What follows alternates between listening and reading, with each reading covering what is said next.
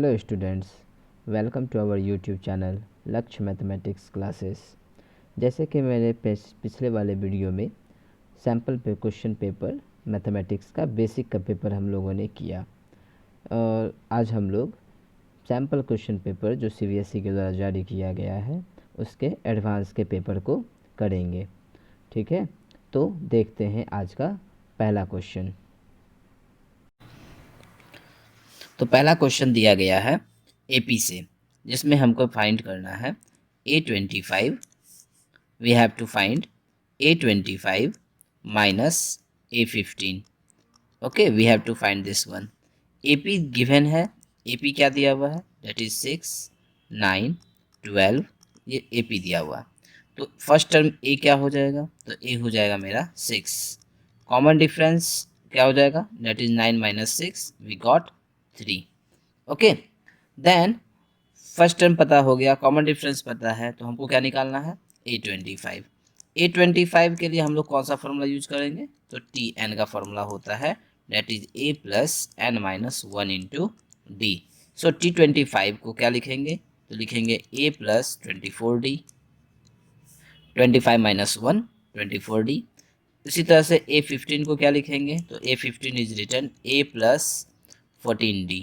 Okay, now दोनों को minus कर दो, here is minus minus minus, तो ये कितना आ जाएगा, ये आ जाएगा A25 minus A15 is equal to A become cancel, और ये कितना हो गया 10D। Okay, now what is the value of D का वैल्यू कितना है 3, तो वी गॉट द वैल्यू 30। तो A25 minus A15 is equal to कितना आ गया, दैट इज इक्वल टू 30। एक तो ये इस तरीके से हम लोग बना सकते हैं, या दूसरा हम लोग क्या कर सकते हैं, या हम लोग इसमें यूज कर सकते हैं, first of all we have to find A25। तो A25 को क्या लिखेंगे, that is A plus 24D। तो क्या आ जाएगा, ए का वैल्यू कितना है 6 प्लस 24 इंटू 3, और ये हो जाएगा 6 प्लस 72, तो कितना आ गया 78। Then after we have to find A14, sorry A15। तो A15 कितना हो जाएगा, date is A plus 14D। तो A का वैल्यू हो गया 6 plus 14 into 3, that is equal to 6 plus 42, we got 48। Okay, now 25 A25 minus A15 is equal to 78 minus 48 and we got 30। ठीक है, तो एक तरीका इस तरह से भी हम लोग इसको बना सकते हैं। क्या किए, पहले वाले में डायरेक्ट फार्मूला को माइनस करके जो वैल्यू आया उसमें डी का वैल्यू पुट कर दिए, दूसरे वाले में A25 और A15 का वैल्यू निकाल के दोनों को माइनस कर दिए। ठीक है, तो इस तरह से हम दोनों तरीका बता दिए, दो तरीका जिस तरीके से आपको सहूलियत होगी उस तरीके से हम लोग क्वेश्चन को सॉल्व करेंगे। नेक्स्ट क्वेश्चन है, this one is also from your AP। if 7 times 7 term, it means that दिया हुआ है 7 into T7 is equal to 5 times 5th term, that is 5 into T5। this one is given। तो हमको obtain करना है T12 का value क्या होगा। Okay, first term and last term is not given, so we have to just let first term is equal to A and the common difference is equal to D। so T7 is equal to, जैसा कि बताया Tn का formula A plus 6D and we have to T5 is equal to A plus 4D।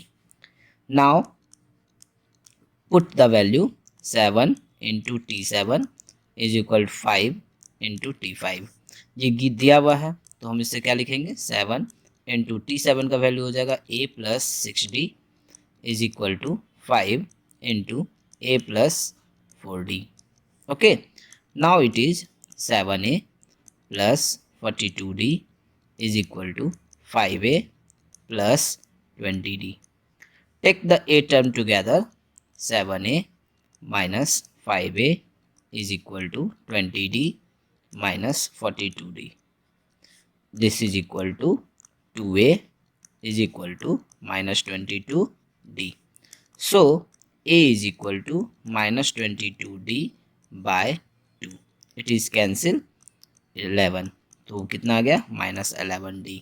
तो a is equal to minus 11d, तो हमको क्या निकालना है T12। T12 is equal to what a plus 11d। तो what is the value of a minus 11d plus 11d is equal to what 0। तो T12 का value कितना आ गया 0। Okay, this is the answer. In the third question, we have to find the value of m in the quadratic equation. This quadratic equation, जैसा कि question में दिया गया है, क्वेश्चन में दिया गया था कि mx into mx plus minus c. Okay, this question is something wrong. I think this in this question, actual में m मार्किंग स्कीम में यहाँ पे +9 भी है, ठीक है, और क्वेश्चन में यहाँ पे 9 मिसप्रिंट है। ओके ना, तो इसको सुधार करके मैं बता रहा हूँ। तो ये क्वेश्चन जो दिया गया है ये क्वाड्रेटिक इक्वेशन का क्वेश्चन है, लेकिन ये क्वाड्रेटिक के फॉर्म में नहीं है, क्योंकि क्वाड्रेटिक का फॉर्म क्या होता है ax² plus bx plus c is the form of quadratic. तो ये क्वाड्रेटिक के तो फॉर्म में है नहीं, तो we have to first multiply them. तो ये क्या हो जाएगा 5mx² minus 6mx plus 9 is equal to 0। Now what is the value of a, that is 5m, what is the value of b, that is minus 6m, and what is the value of c, that is 9. Don't take x² and x variable terms here. Here is the m is the constant term. Okay, we have to find the value of m. Here is the question given है has equal roots. तो roots equal कब होते हैं? तो roots equal कब होता है? तो जब d का वैल्यू किसके बराबर होता है 0 के बराबर होता है। तो d is equal to 0, so we can say that b² minus 4ac is equal to 0। Now b², what is the value of b minus 6m whole square minus 4 into a is 5m into c is 9 is equal to 0। It is 36m² minus 180m is equal to 0. Okay, what is common between both? तो 36m common है, तो सब 36m को बाहर ले लेंगे, यहाँ बच क्या गया m minus 5 is equal to 0। Either 36m is equal to 0, तो m is equal to what 0, or we can say that m minus 5 equal to 0, so m is equal to 5. So what is the value of m? M is equal to 0 and 5. This is the answer. Okay, I hope ये समझ में आ गया होगा। ये question quadratic का है, question में कुछ मिसप्रिंटिंग था, यहाँ पे 9 छूटा हुआ था, मार्किंग स्कीम में मैंने देखा तो उसमें 9 भी था, ठीक है, क्योंकि अगर इस बेसिस पे अगर क्वेश्चन डायरेक्ट बनाएंगे तो m का वैल्यू ओनली 0 होगा और उसके अलावा कोई दूसरा वैल्यू नहीं होगा। नेक्स्ट क्वेश्चन जो है ये सर्कल से है। इस क्वेश्चन में PA और PB दो टेंजेंट ड्रॉ किया गया है आउटसाइड पॉइंट से। OP का वैल्यू 2r है, हमको APB का वैल्यू फाइंड करना है, ठीक है। तो क्या करते हैं, APB का वैल्यू निकालने के लिए हम लोग मान लेते हैं let angle APO is equal to theta. ये एंगल, छोटा सा एंगल को क्या मान लिए थीटा मान लिए। ओके, आफ्टर दैट ये OA तो परपेंडिकुलर होगा AP पे, क्यों? क्योंकि रेडियस पॉइंट ऑफ टेंजेंट पे क्या होता है परपेंडिकुलर होता है। So triangle OPA is right angle triangle, इसलिए एक राइट एंगल ट्रायंगल हो गया। तो इस एंगल के लिए ये मेरा क्या कहलाएगा परपेंडिकुलर, ये क्या कहलाएगा बेस, और ये पूरा मेरा क्या कहलाएगा हाइपोटेनस। ओके, तो परपेंडिकुलर बाय हाइपोटेनस क्या होता है तो साइन, तो हम बोलेंगे sine theta is equal to OA by OP। तो sine theta is equal to OA is equal to R and OP is given. तो sine theta is equal to OA is given R and OP is given 2R. R cancel to R, so sin theta is equal to 1/2. Now कितने का value होता है 1/2? Sign कितने degree का value होता है 1/2? तो हम जानते हैं कि साइन 30 डिग्री का वैल्यू कितना होता है 1/2. सो थीटा का वैल्यू कितना आ गया 30 डिग्री. सो थीटा का वैल्यू कितना आ गया 30 डिग्री. तो ये एंगल तो पता चल गया कि ये 30 डिग्री है. तो पूरा एंगल APB कितना हो जाएगा? Hence angle APB is equal to 2 into 30 degree and we got 60 degree. तो एंगल APB बराबर कितना आ जाएगा 60 डिग्री. यही हमको निकालना था APB का एंगल 60 डिग्री. नहीं, बताना है कि विच टाइप ऑफ ट्रायंगल, ये जो ट्रायंगल है ये किस तरह का है. तो APB तो 60 आ गया. नाउ हम कहेंगे AP and PB both are equal, क्योंकि दोनों टेंजेंट है. Hence angle PAB is equal to angle PBA is equal to x. Let तो कितना हो जाएगा 60 plus x is equal to 180. तो 2x इज इक्वल टू 120 और x इज इक्वल टू कितना आ गया 60. यानी ईच एंगल कितने डिग्री का आ गया 60 डिग्री का. So triangle is what? So triangle is equilateral. इसलिए ट्रायंगल कैसा ट्रायंगल होगा? इक्विलैटरल ट्रायंगल होगा. ठीक है.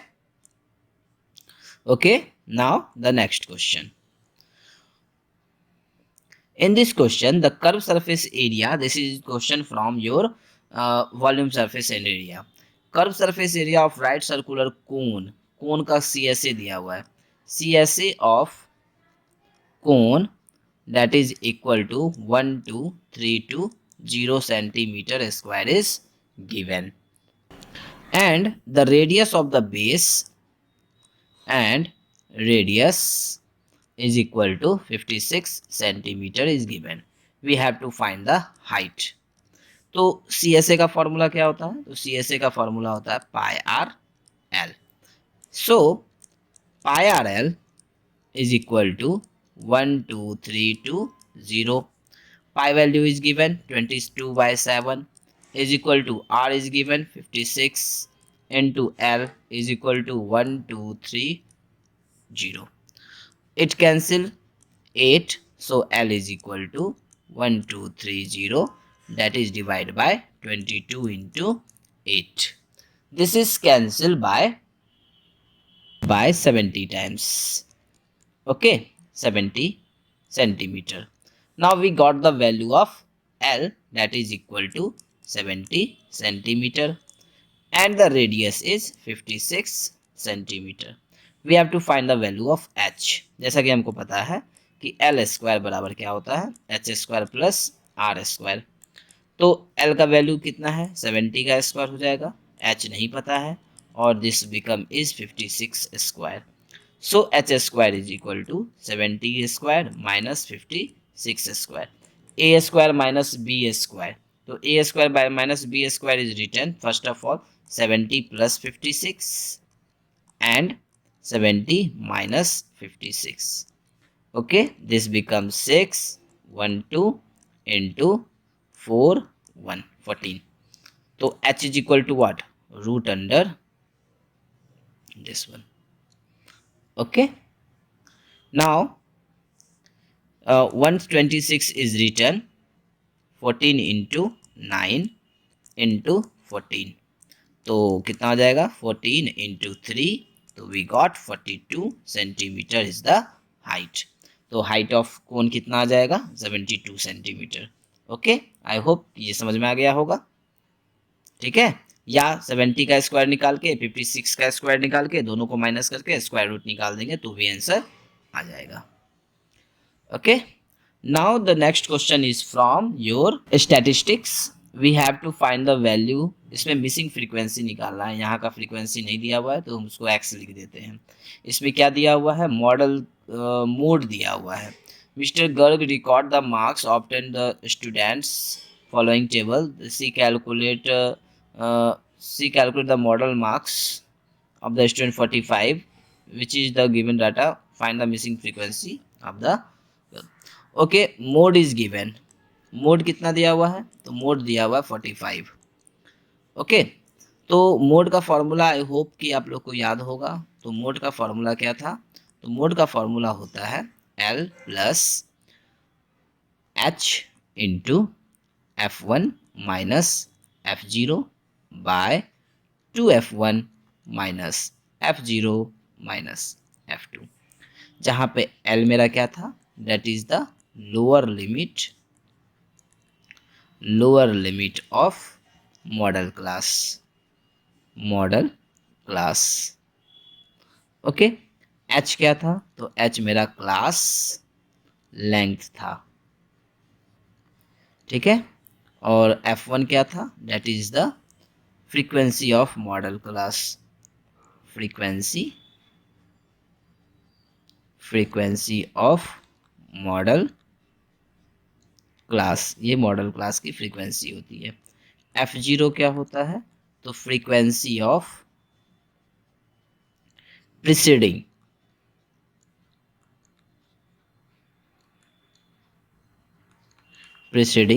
Model class. तो पहले वाले का मॉडल क्लास का पहले वाले का फ्रीक्वेंसी को हम लोग F0 से डिनोट करते हैं, और F2 किसको डिनोट करते हैं? तो F2 को डिनोट करते हैं frequency of successor model class. तो मॉडल क्लास का नेक्स्ट वाला जो होता है ये मेरा F2 होता है, ठीक है। This is the formula. Now in this question mode is given 45। तो 45 किसके बीच में आएगा? 40 to 60। तो ये मेरा क्या कहलाएगा? यही मेरा मॉडल क्लास हो जाएगा, ठीक है।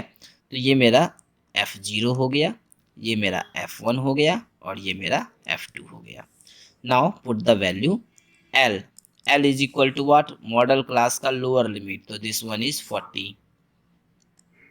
H is what? The class length, 40 minus 60, that is what? H is equal to 60 minus 40, that is what? 20. F0 is equal to 10. F1 is equal to X, and F2 that is equal to 6. Now put the value mode is equal to, ये जो formula मैंने लिखा था ऊपर में, इस formula के ऊपर पुट कर देते हैं वैल्यू को। Mode is equal to 45 is equal to 40 into 40 plus H into F1 minus F0। F1 is what?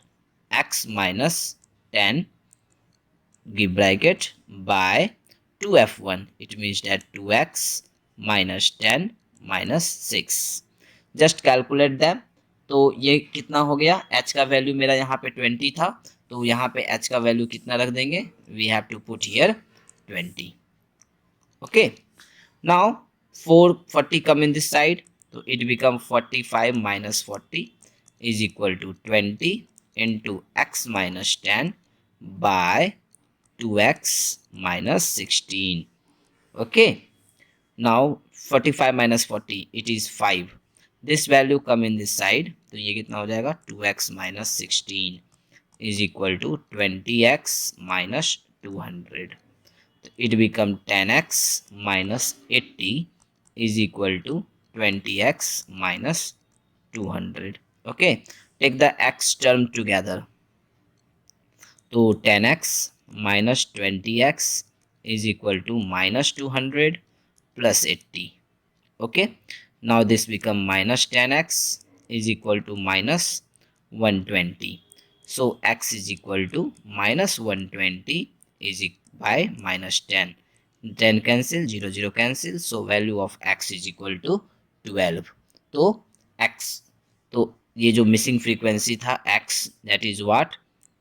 12. This is the answer. Okay, ठीक है। Now come on the next question. In the next question, this was the question from your quadratic equation. इस question में क्या कह रहा है कि if Ritu were younger by 5 years, इसमें क्वेश्चन को ध्यान से पढ़ोगे तब समझ में आएगा। क्या क्वेश्चन कर रहा है, इसको इस तरह से समझते हैं। If Ritu were younger by 5 years, अब यहाँ पे इसको क्वेश्चन को ब्रेक कर दो, ठीक है, यहाँ से यहाँ तक को ब्रेक कर दो। क्या कहता है, if Ritu were younger by 5 years then the square of her age, okay, would have been, अब यहाँ से would have been के बाद 11 more than 5 times her present age, तो यहाँ जो then what she really is जो दिया गया है ना, ये जो टर्म दिया गया है ये कंफ्यूजन पैदा करता है। एक्चुअल में ये क्वेश्चन क्या कहता है कि जैसे मान लेते हैं कि सपोज करो कि जो प्रेजेंट एज है, present age of Ritu that is equal to x, तो अगर 5 साल वो छोटी होती है तो 5 years younger, 5 years younger age of Ritu कितना हो जाएगा, ये हो जाएगा x माइनस 5। अब इतना है, अब यहां से इस पे आ जाओ, then the square of her age would have been, यानी कि अकॉर्डिंग टू द क्वेश्चन हम कह सकते हैं कि x माइनस 5 का जो स्क्वायर होगा दैट इज इक्वल टू 11 मोर, 11 ज्यादा होगा, किससे ज्यादा होगा, तो 5 टाइम्स हर प्रेजेंट एज, तो प्रेजेंट एज के 5 टाइम्स से। तो ये क्वेश्चन कह रहा है, अब ये जो वर्ड यहाँ लिखा गया है, if the Ritu younger by 5 year then she was really age, यानी जितने साल की वो है उससे अगर वो 5 साल छोटी होती, ठीक है, तो अगर जितना उम्र उसका अभी है यानी परसेंटेज जो है उससे अगर 5 साल अगर उम्र छोटी होती ऋतु, तो उसके उम्र का स्क्वायर जो होगा वो 11 ज्यादा होगा, किसके, तो उसके परसेंटेज के 5 टाइम्स से। तो ये इक्वेशन बनेगा, तो परसेंटेज 5 हो गया, तो 5 year यंगर एज उस समय क्या होगा, x माइनस 5, तो इसका जो स्क्वायर है यानी x माइनस 5 का जो स्क्वायर है वो 11 साल ज्यादा है, किससे 11 साल ज्यादा है, तो 5 टाइम्स हर प्रेजेंट एज, तो उसके प्रेजेंट एज के 5 गुना का। तो अब इसको कैलकुलेट कर लेते हैं, that is x square plus 25 minus 10x, okay, a square plus b square minus 2ab is equal to 11 plus 5x। Now take the all term in one side, x square plus 25 minus 10x minus 11 minus 5x is equal to 0। तो कितना हो गया, x square minus 15x minus 15x plus ये कितना हो जाएगा 14 is equal to 0।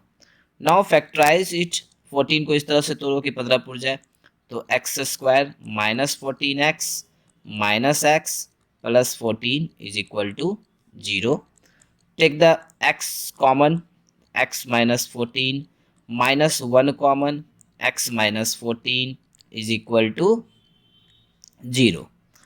Now x minus 14 is common in both, तो ये हो गया x minus 1 is equal to 0। तो we can say either x minus 14 is equal to 0 और x minus 1 is equal to 0। तो यहाँ से x का वैल्यू कितना निकलेगा 14 year and here is x value is 1। तो ये तो नहीं हो पाएगा, क्यों, क्योंकि इस 5 साल अगर छोटा लेते हैं तो 1 में 5 जाएगा तो निगेटिव ईयर हो जाएगा, निगेटिव साल आ जाएगा, तो जो कि पॉसिबल नहीं है। तो इसलिए हमारा उम्र क्या हो जाएगा, ऋतु का एज कितना हो जाएगा, तो Ritu age is equal to 14 years. This is my answer. Ritu का उम्र कितना होगा, 14 साल होगा। क्यों होगा 14 साल, 1 क्यों नहीं होगा, क्योंकि 1 में से अगर 5 को माइनस करेंगे तो वो क्या हो जाएगा, निगेटिव हो जाएगा, दैट्स वाई 1 को हम लोग नहीं लेंगे। ठीक है, ये समझ में आ गया। Next question, next question is also from your quadratic equation and this is also we have in this question we have to find the value of x. इस क्वेश्चन में भी हमको एक्स के वैल्यू को आइडेंटिफाई करना है। तो सबसे पहले यहाँ पे कोई 3 तरीके से हम लोग आइडेंटिफाई करते हैं, फॉर्मूला मेथड है, फैक्टराइजेशन मेथड है और कंप्लीट स्क्वायरिंग मेथड है।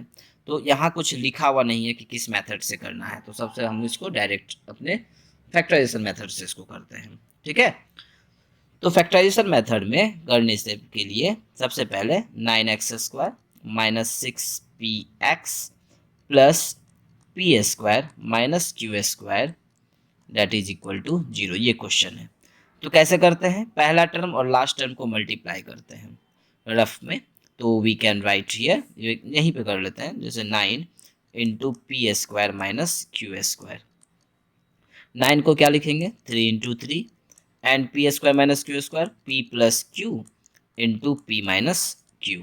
Okay, now 1 3 kept p plus q के साथ ले लो, और एक को ले लेते हैं p माइनस q के साथ ले लेते हैं। यहाँ कितना आ रहा है, 6p। अगर हम इन दोनों को ऐड कर दें, इन दोनों का प्रोडक्ट तो इतना हो गया, अगर हम इन दोनों को ऐड कर दें तो क्या हो जाएगा, तो देखो तो 3p plus 3q plus 3p minus 3q, 3q become 3q cancel, और क्या बच गया, 6p। तो इसका मतलब है कि इस 6p के बदले हम ये पूरा टर्म लिख सकते हैं। नाउ अब अपने क्वेश्चन के ऊपर हम लोग आते हैं। यहाँ क्या लिखा हुआ है, 9x² माइनस क्या बोले, 6p के बदले हम क्या लिख सकते हैं, तो लिख सकते हैं 3 into p plus q plus 3 into p minus q. Okay, now into x plus p² minus q² को क्या लिख देंगे, p plus q into p minus q is equal to 0। Okay, that is 9x² minus, अब इसको x से multiply कर दो, 3 into p plus q into x plus minus minus 3 into p minus q into x plus p plus q into p minus q is equal to 0। क्या है common दोनों में, तो 3x कॉमन है, निकाल लिए। यहाँ क्या बच गया, 3x minus p plus Q. Okay, minus यहाँ क्या कॉमन बच गया, तो यहाँ बच गया p माइनस क्यू कॉमन है, तो p माइनस क्यू को बाहर ले लिए, तो यहाँ बच जाएगा 3x प्लस माइनस, जब कॉमन आ जाएगा तो प्लस किस में बदल जाएगा, माइनस में बदल जाएगा, और क्या बच गया, p plus q is equal to 0। Now 3x minus p plus q common आ गया दोनों से, तो इस दोनों से कॉमन निकल लिए, और यहाँ बच क्या गया, तो ये बच गया 3x minus p minus q is equal to 0। Either 3x minus p plus q is equal to 0, तो यहाँ से हो जाएगा 3x बराबर p plus q and x is equal to p plus q by 3, और 3x minus p minus q equal to 0, तो 3x is equal to कितना आ जाएगा, that is p minus q, so x is equal to p minus q by 3। तो एक answer x का कितना आ गया, p प्लस क्यू बाय 3, और दूसरा क्या आ गया, x बराबर p माइनस क्यू बाय 3। ये दोनों मेरा क्या हो गया, आंसर हो गया। ठीक है, समझ में आ गया कैसे करना है। तो पहला टर्म और लास्ट वाले टर्म को मल्टीप्लाई करते हैं, मल्टीप्लाई करके इसको फैक्टराइज कर दिए, और फैक्टराइज करने के बाद हम चेक करेंगे क्या ऐड करने पे 6 ये वाला मिडिल टर्म आ रहा है या माइनस करने पे आ रहा है। अगर माइनस करने पे आ रहा है तो दोनों को माइनस करेंगे, अगर प्लस करने पे आ रहा है तो दोनों को प्लस करेंगे। और जो टर्म आया, जैसे यहाँ पे हम क्या किए, 3p प्लस 3q, इसको देखे 6p आया, तो 6p के बदले क्या लिख दिए, ये पूरा टर्म उठा करके 6p के बदले लिख दिए, ताकि फैक्टराइज करने में आसान हो जाए। We can also solve it by formula method, हम इसको फार्मूला मेथड से भी सॉल्व कर सकते हैं। तो फार्मूला मेथड को भी हम लोग देख लेते हैं, कैसे फार्मूला मेथड से इसको सॉल्व कर सकते हैं। ठीक है, तो देखते हैं फार्मूला मेथड। यहाँ पे a बराबर मेरा कितना हो गया, तो a बराबर मेरा 9 है, b बराबर मेरा कितना हो गया, डेट इज माइनस 6p, और c बराबर कितना है, date is p² minus q²। तो सबसे पहले हम लोग d निकालेंगे, d is equal to b² minus 4ac। तो b² that is minus 6p का square minus 4, a value is 9 and c value is p² minus q²। तो कितना आ गया, that is 36p² minus 9 36p², और माइनस माइनस प्लस 36q²। तो ये दोनों तो मेरा कैंसिल हो गया, तो d का वैल्यू कितना आया, 36q². Okay, now x is equal to minus b plus minus root under d by 2a. This is the formula.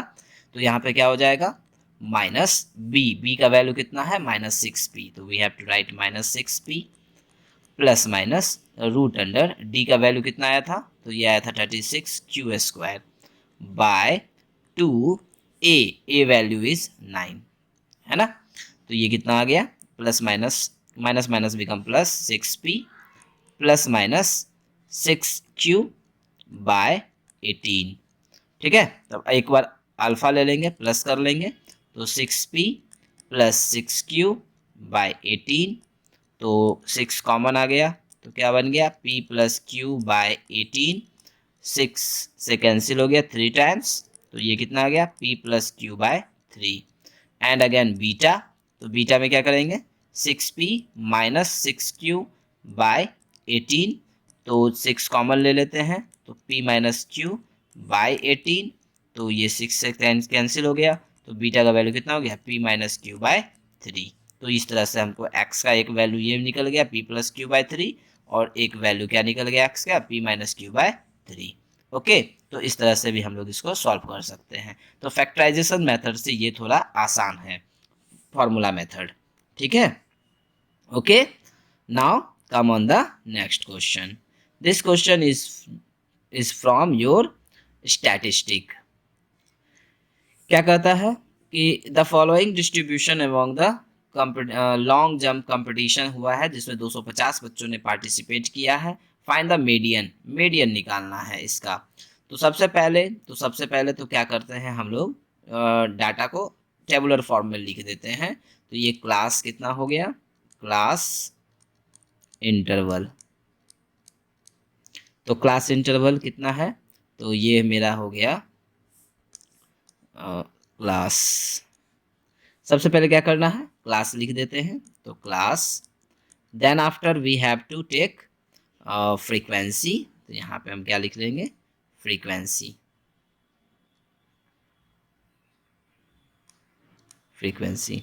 Median निकालने में हम लोग को एक नया लिखना पड़ता है, जैसे एक कम्युलेटिव फ्रीक्वेंसी निकालना पड़ता है. तो हम लोग लिख देते हैं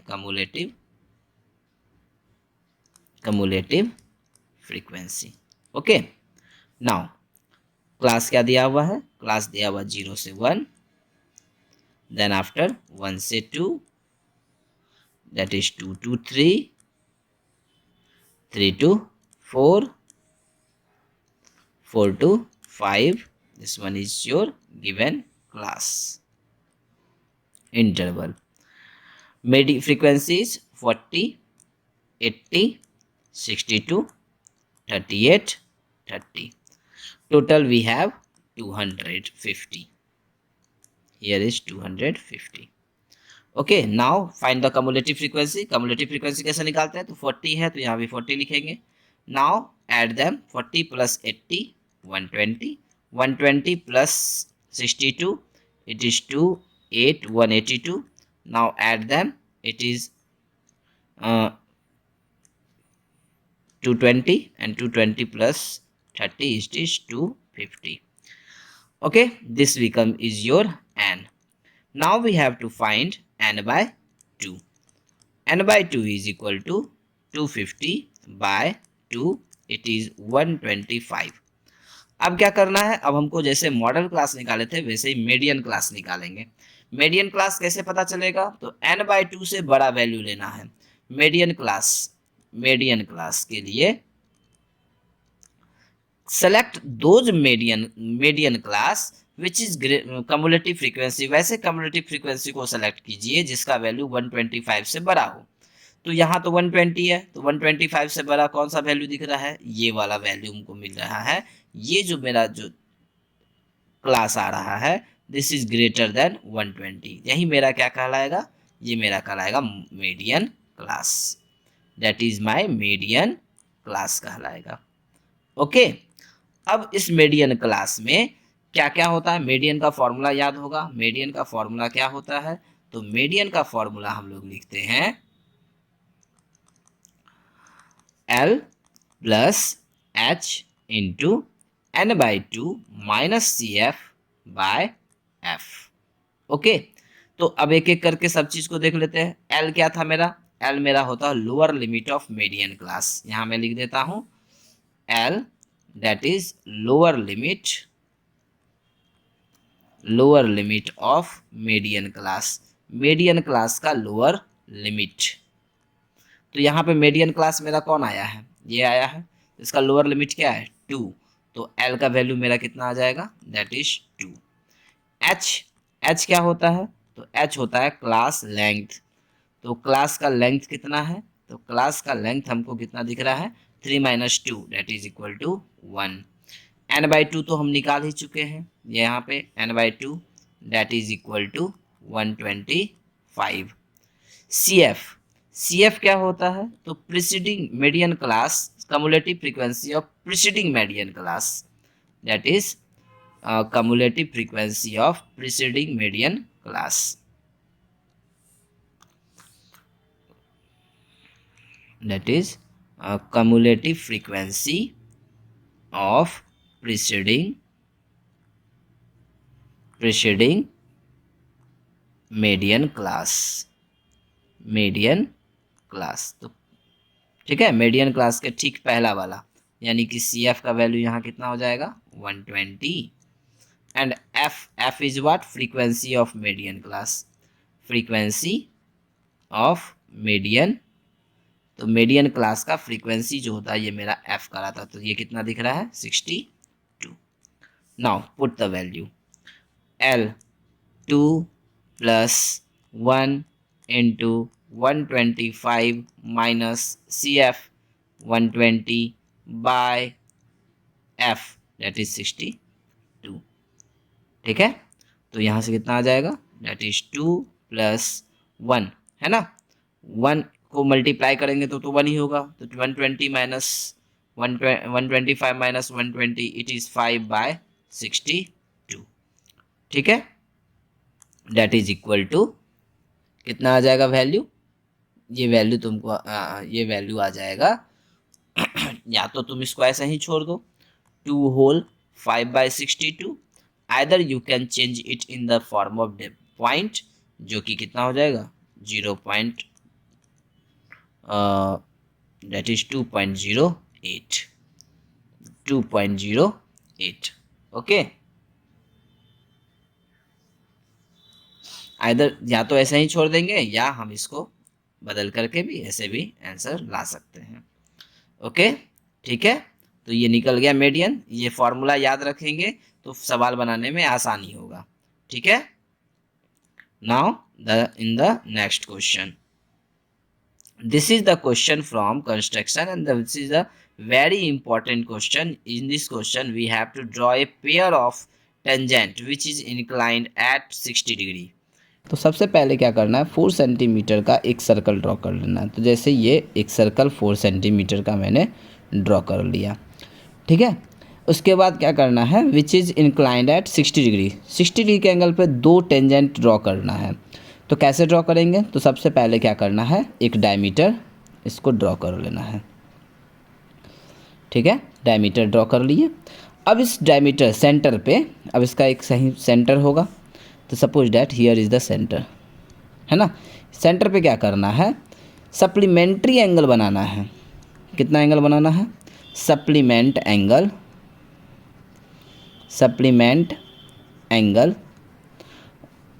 ऑफ 60 डिग्री। क्यों 60 डिग्री का ही? क्यों? क्योंकि कितने डिग्री के एंगल पे इंक्लाइंड हो रहा है? 60 डिग्री। तो इसका सप्लीमेंट एंगल कितना हो जाएगा? 120। तो हम यहाँ पे 120 डिग्री का एंगल ड्रॉ करेंगे। तो सबसे पहले यहाँ क्या करना है? 120 डिग्री का एंगल ड्रॉ करना है। तो this is your first cut 60 and this one is 120। After that join it, इसको यहाँ से इसको मिला दिए। Now this is your 120 degree का एंगल ये फॉर्म हो गया। ये कितने डिग्री का एंगल बन गया? ये 120। अब क्या करना है?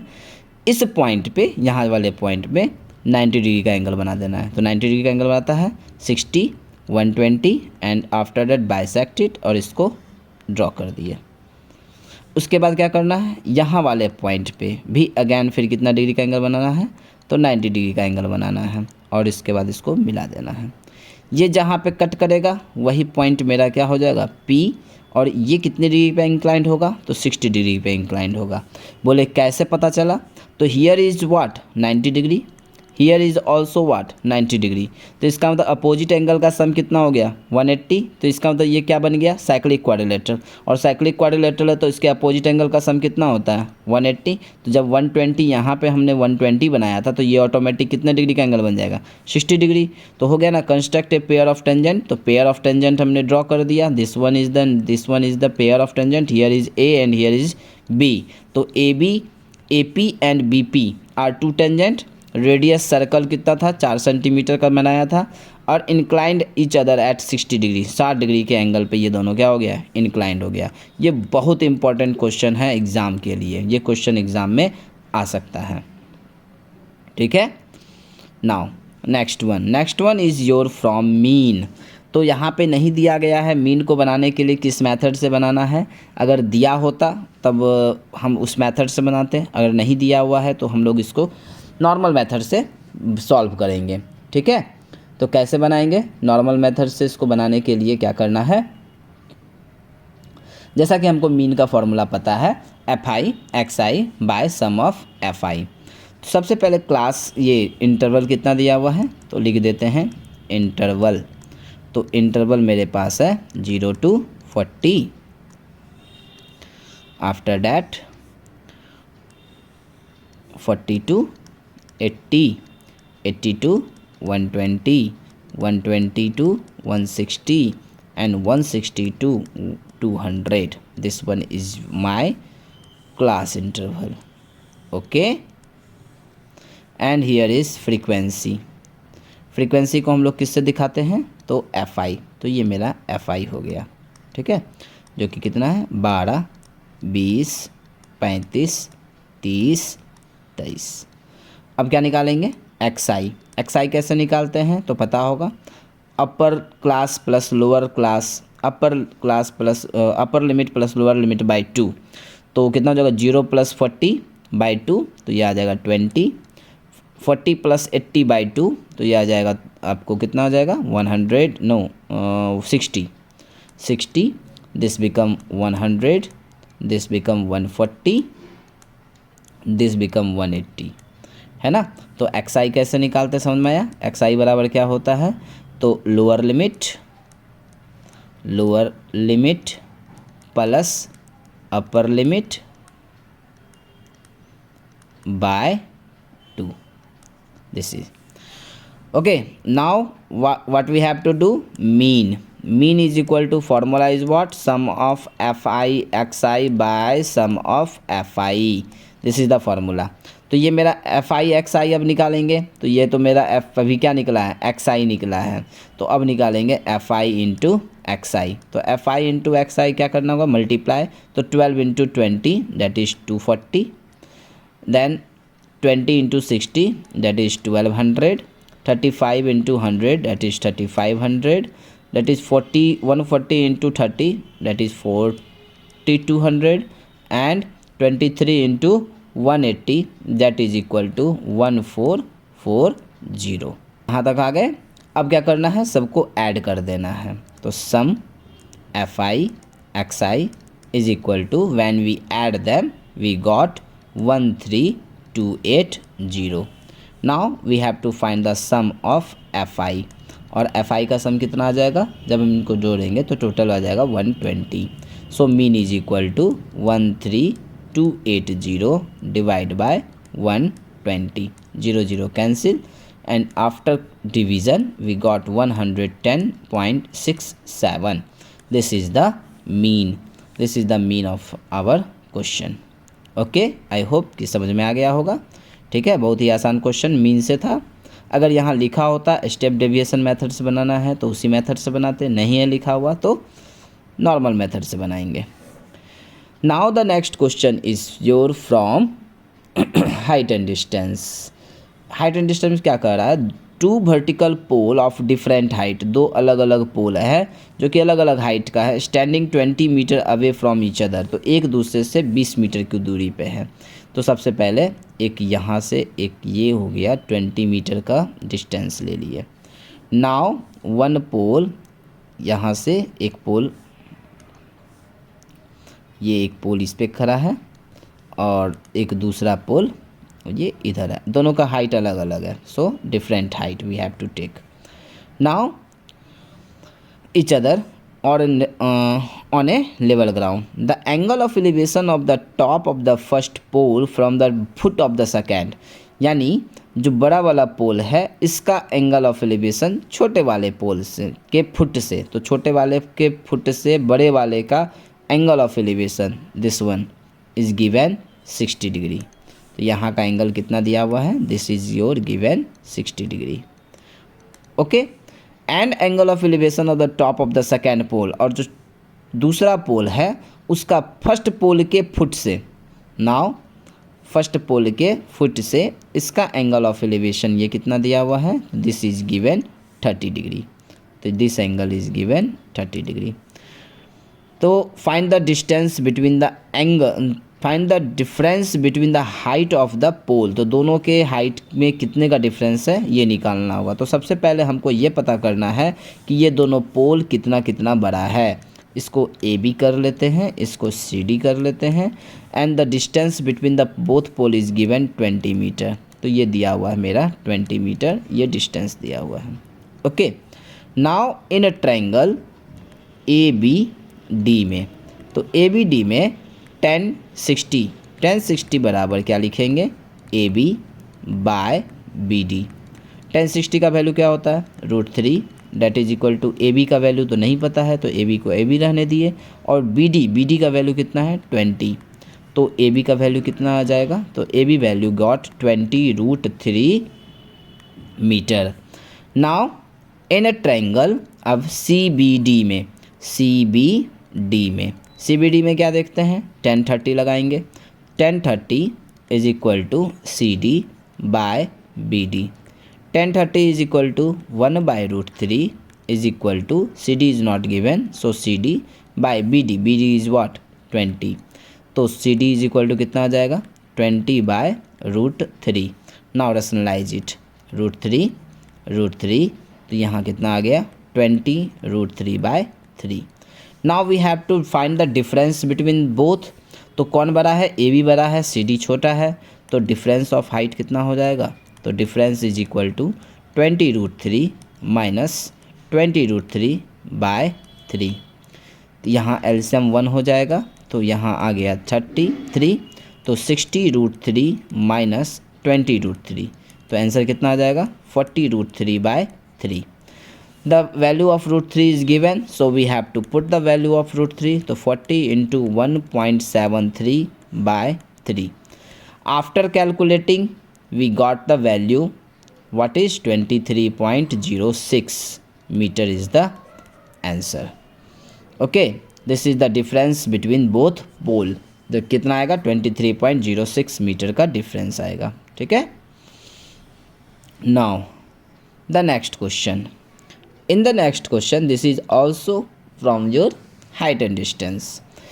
एक 1.7 मीटर टॉल एक लड़का है, तो सबसे पहले क्या हुआ, ये एक लड़का है 1.7 मीटर का एक लड़का है, here is given 1.7 metre tall लड़का है, standing on a horizontal ground 50 metre away from the building.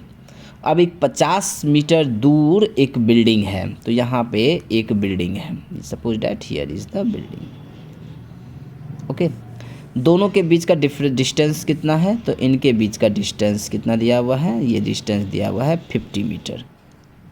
Okay, 50 metre distance is given. The angle of elevation of the top of the building from his eyes, उसके आँख से, जो लड़का खड़ा है इसके आँख से इसका एंगल ऑफ एलिवेशन बॉटम से नहीं दिया हुआ है, कहाँ से दिया हुआ है, आई से दिया हुआ है, तो ये एंगल ऑफ एलिवेशन कितना हो गया 60 degree. So we have to now join it, यहाँ से इसको ऐसे भी मिला दे, इसको यहाँ मिला दिए।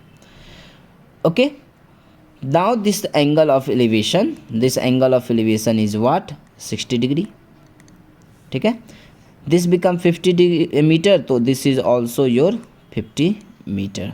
Base is given. Now what we have to find, calculate the height of the building. Height of the building हमको ऑब्टेन करना है, तो we have to write A B C, here is D and here is E. तो A B C is the triangle, ये दिख रहा है। तो सबसे पहले क्या करेंगे, इन ए ट्रायंगल ए बी सी में 1060 is equal to A B by B C. 1060 का वैल्यू कितना होता है, √3 is equal to A B by B C is what, B C is your 50। So A B is equal to 50 √3। तो 50 into this is 1.73 multiply कर दिए, remove here 150 2 से cancel हो गया। तो what is the value come, 2 8 जा 16, 2 6 जा 12 and 5 86.5 metre. This is the height of A B. तो टोटल हाइट कितना हो जाएगा, total height of building that is equal to 86.5 plus 1.7। क्यों, क्योंकि ये वैल्यू 1.7 है और हमको ये वैल्यू कितना निकला है, 86.5 निकला है। तो टोटल हाइट कितना हो जाएगा,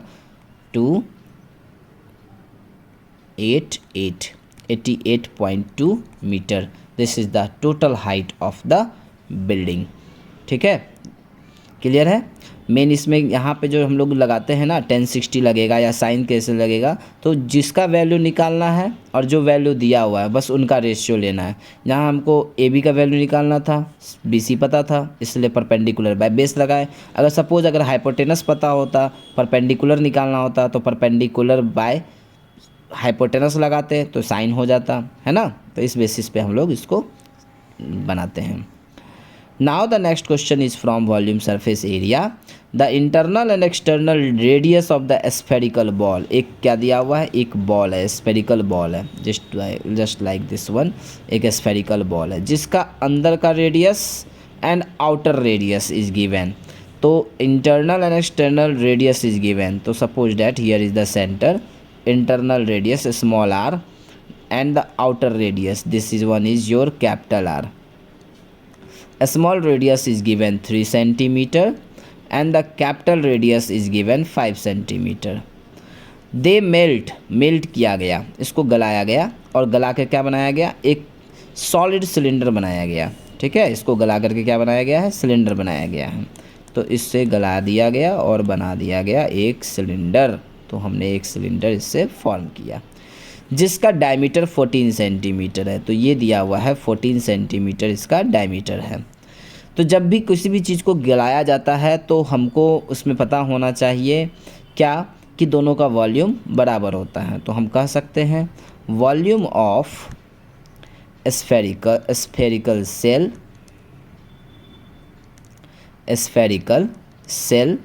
that is equal to volume of cylinder, है ना। दोनों का वॉल्यूम क्या होगा, बराबर होगा।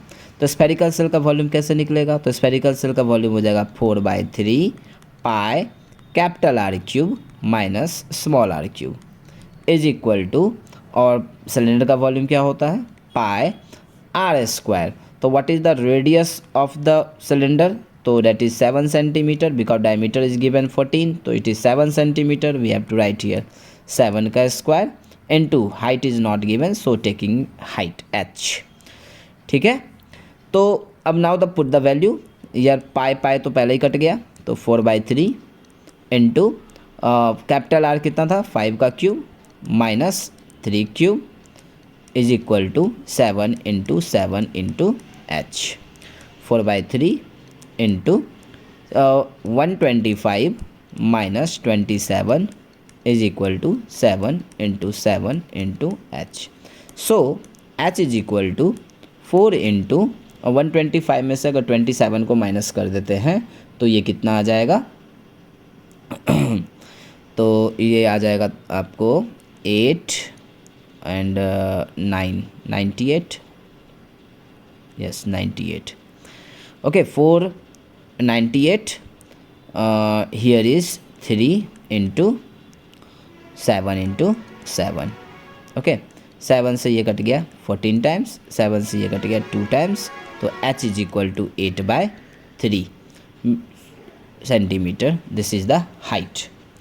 ओके, हाइट आ गया, रेडियस पता है, तो हमको क्या निकालना था, find the total surface area of the cylinder.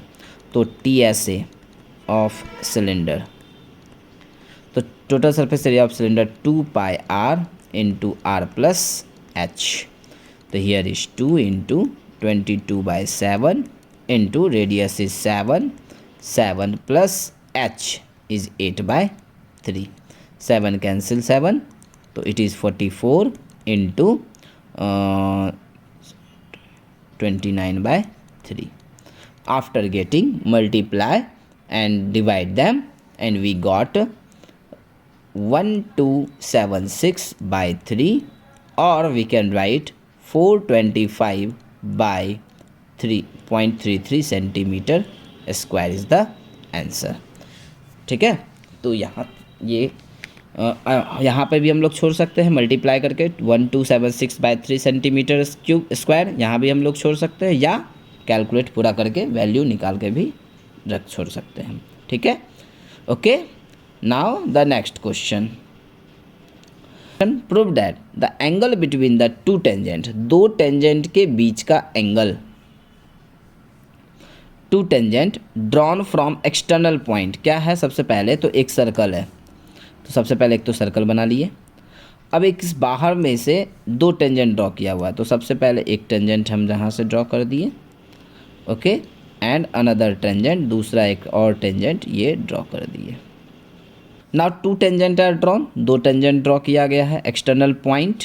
इस पॉइंट को P क्या मान लेते हैं, this point is my point P point से दो टेंजेंट ड्रॉ किया गया. इस supplementary angle to the angle subtended by the line of segment joining the point of contact to the centre. अब ये जो पॉइंट ऑफ सेंटर है, ये मेरा सेंटर हो गया, that is the O. That is point of tangent से यहाँ पे और यहाँ पे ये बताना है कि this angle and this angle is your supplementary angle. Okay, here is A, here is P.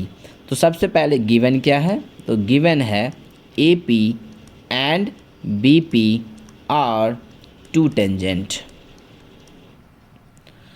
Okay, क्या प्रूव करना है, तो we have to prove that angle APB plus angle AOB that is equal to 180. ये हमको prove करना है.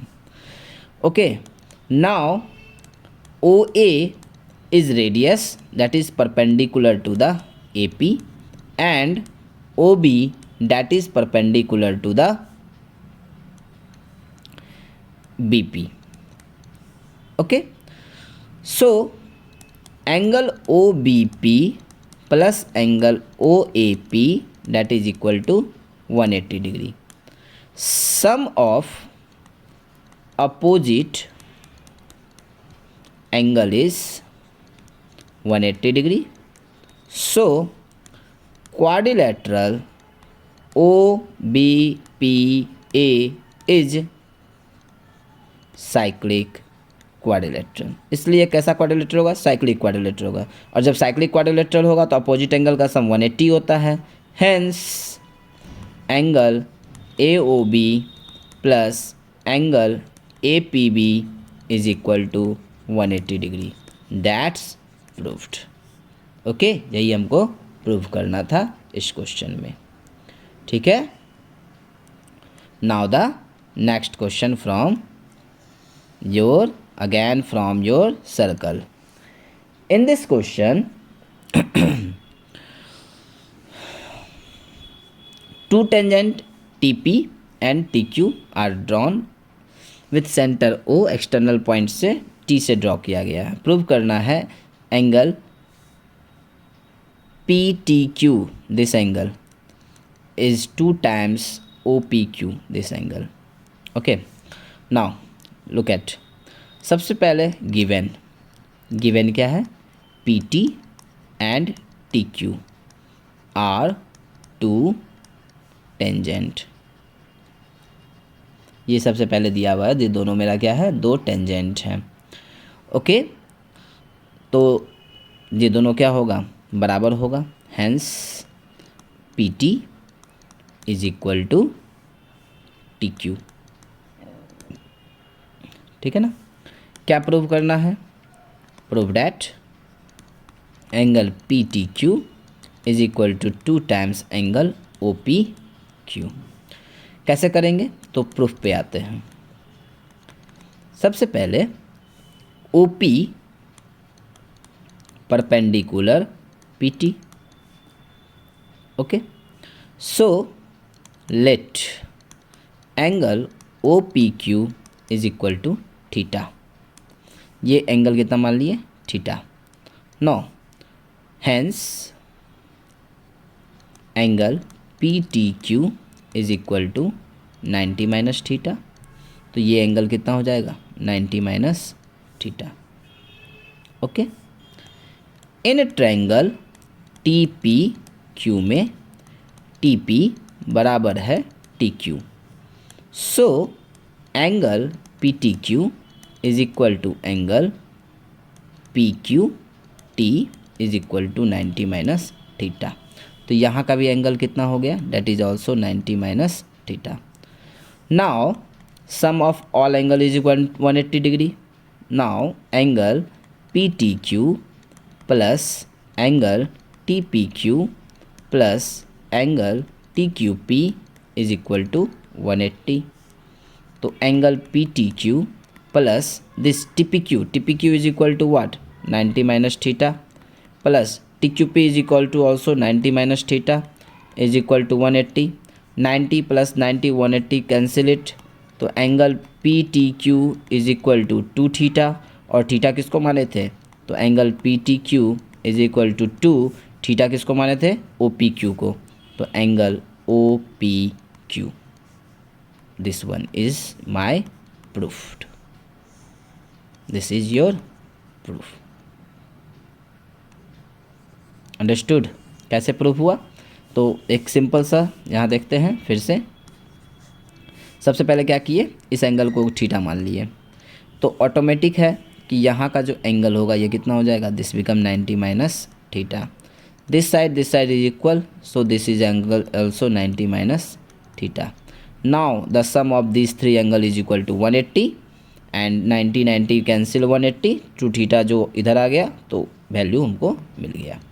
Okay, now the next question. This is the question from case study से दिया गया ये क्वेश्चन है। क्या कह रहा है, ये ट्रिग्नोमेट्री से क्वेश्चन है। इन दिस क्वेश्चन एक 240 मीटर का एक लंबा सा टावर है। तो सबसे पहले 240 मीटर का एक टावर है। ओके, नाउ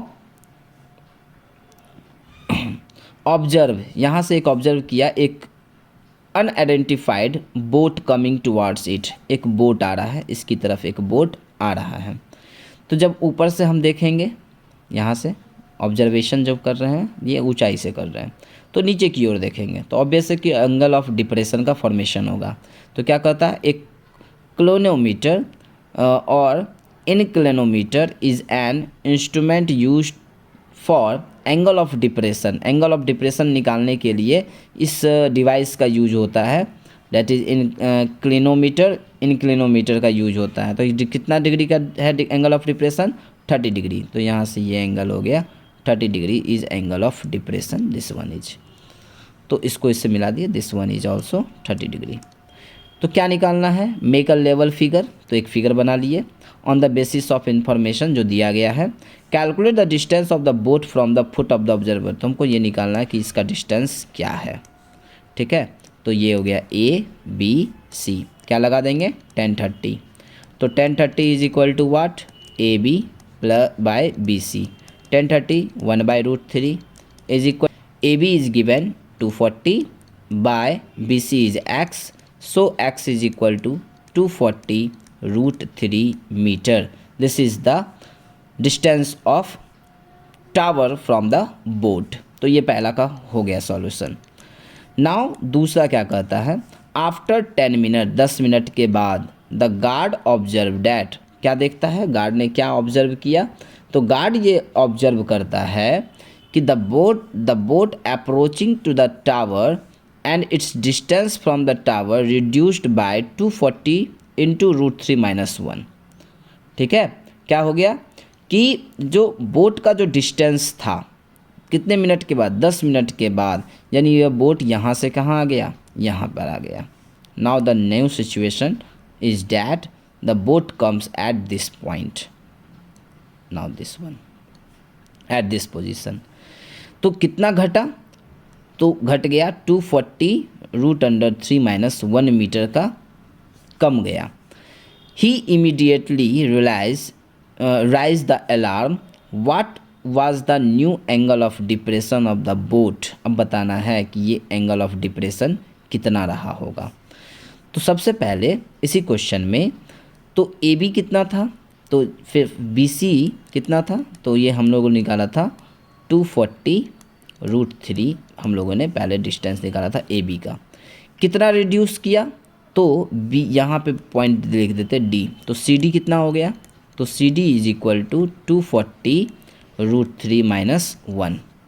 तो what is the value of B D, तो बी डी का वैल्यू कितना हो जाएगा, तो बी डी को लिख दें, बी डी को लिखेंगे B C minus C D, that is 240 √3 minus 240 √3 minus become plus 240, this become cancel।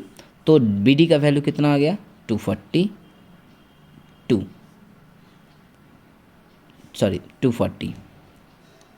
Okay B D.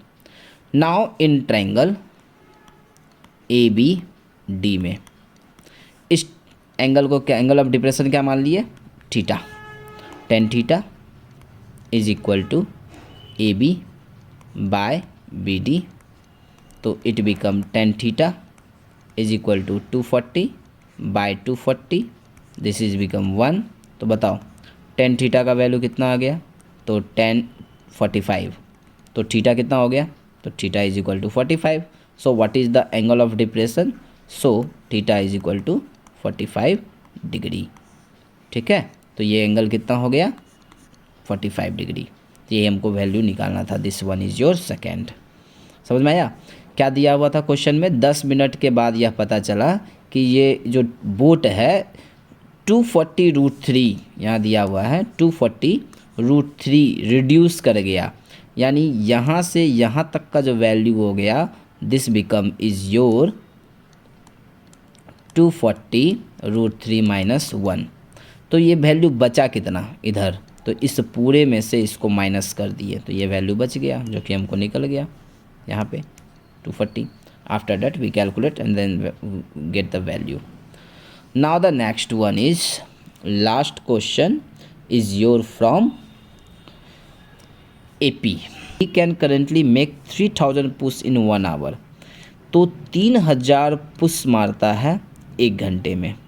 Okay, now but he want to achieve the target 3900 push 1 hour for which practising regularly. और वो चाहता कितना है कि वो total कितना push मारना चाहता है, तो वो मारना चाहता है 3900 पुश मारना चाहता है 1 घंटे में, और इसके लिए वो लगातार प्रैक्टिस कर रहा है। क्या कहता है, each day practice he able to make 5 more pushup in 1 hour. अब हर एक दिन वो 5 पुश ज़्यादा मार रहा है। पहला दिन जैसे 3000 मारा, अगले दिन वो कितने मार रहा है, तो 3005 मार रहा है, पुश कर रहा है। अगले दिन वो कितने पुशअप मारेगा, तो 3010 pushup. After that 3015 pushup. In this way ये कंटिन्यू कर पुशअप मारते जा रहा है। Now this is your AP has been created. ये AP तुम्हारा क्या हो गया, फॉर्म हो गया। अब क्या कहता है question, from an AP respectively the number of pushup per day, hence find the minimum number of day to practice before the day his goal accomplished. मतलब बताना है कि कितने दिन में वो अपना पूरा का पूरा टारगेट पूरा कर लेगा। ठीक है, तो सबसे पहले कितना दिन लगेगा इसको, तो ए का वैल्यू कितना हो गया, तो दैट इज़ योर 3000। डी का वैल्यू कितना हो गया, तो 5, and this one is T N 3900। तो टी एन का फॉर्मूला क्या लिखते हैं, A plus N minus one into D. तो 3900 is equal to 3000 plus N minus one into D is what 5। ठीक है, तो यहाँ पे कितना हो गया, 3900 minus 3000 is equal to n minus one by 5। तो ये आ जाएगा 900 is equal to n minus one into 5। तो 900 by 5 is equal to 180 is equal to n minus one. तो एन कितना आ गया, तो एन आ जाएगा हमको 181। तो 180 1 डेज़ में वो इतना पुशअप मारने लगेगा, ठीक है ना। लेकिन हमको मिनिमम नंबर ऑफ़ डेज पूछ रहा है कि कम से कम कितने दिन का प्रैक्टिस करने पे वो अपने टारगेट को अचीव करेगा। तो मिनिमम नंबर ऑफ़ डेज कितना हो जाएगा, तो मिनिमम नंबर ऑफ़ डेज कितना हो जाएगा, डैट इज़ 180 डेज। क्यों, क्योंकि 181वां दिन तो वो तो अपने टारगेट को अचीव कर ही लेगा। तो इसका मतलब टोटल बताओ क्या कम से कम कितना दिन लगेगा, तो कम से कम उसको कितना दिन लग जाएगा, 180 डेज लग जाएगा इसको परफॉर्म करने में। ठीक है, तो this one is your first. Now find the total number of pushup, बताना है कितने टोटल पुशअप उसने मारे, यानी कि हमको क्या निकालना पड़ेगा, now we have to find S N. तो S N is equal to N by two A plus L का फॉर्मूला यहाँ पे अप्लाई करेंगे। क्यों, क्योंकि यहाँ पे हमारे पास फर्स्ट टर्म भी पता है, लास्ट टर्म भी पता है, और नंबर ऑफ डेज भी टर्म भी पता है। तो S N is equal to that is 181 by two, a that is 3000 plus l that is 3900। After that 181 by two into 6900, cancel it, 3 it is 2 3 जा 6, 2 4 जा 8, 2 5 जा 10 and 0. After multiplying we got 62450. This is the number of push-ups,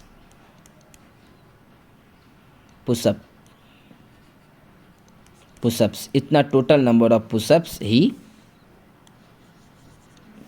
performed. This one is your second. Okay, तो आई hope कि सारा question clear हो गया होगा। Okay, thank you, good bye.